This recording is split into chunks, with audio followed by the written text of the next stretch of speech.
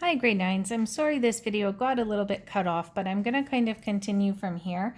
At the end of the last video, I was talking about the negative reciprocals. So as you can see, I've got a couple more examples here. With the negative 1 over 4, if you flip that fraction, you get 4 over 1, and we change the negative to positive. So we would rewrite that just as a 4. The last one, example that I have, I'm going to erase this.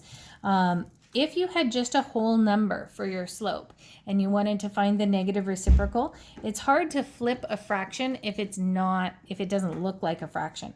So we could put this over 1 because we can make any whole number a fraction by putting it over 1.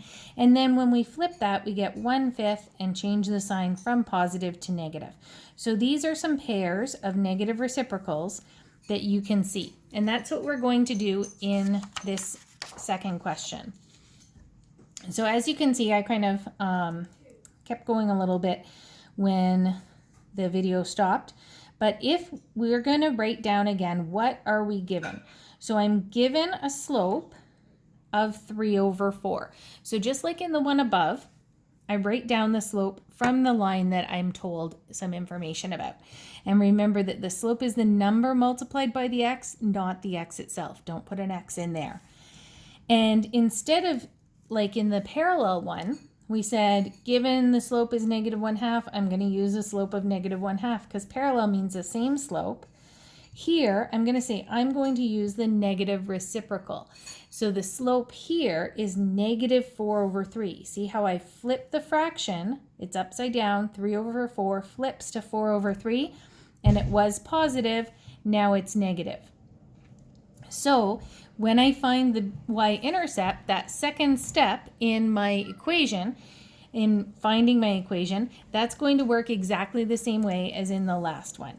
So here we've got y equals negative 4 over 3 x plus b because I know my m value. Now I'm going to look at my x and y values from the point that I'm given and substitute those in. So negative 2 equals negative 4 over 3 times 5 plus b. And when we multiply, again, fractions by a whole number, I like to put it over 1. So I get negative 2 equals negative 20 over 3 plus b. And I want to solve this to get b by itself. So I'm going to bring the negative 20 over 3 to the other side, and it will be plus 20 over 3 equals b. And here I need to get a common denominator. So negative 2 is negative 2 over 1. I'm going to multiply top and bottom by 3, so making that negative 6 over 3 plus 20 over 3 equals b. Almost done. Negative 6 plus 20 is 14. And the denominator stays the same. So now I've got my slope from step 1, I have my y-intercept from step 2, and I'm going to write out my equation, y equals negative 4 over 3x plus 14 over 3.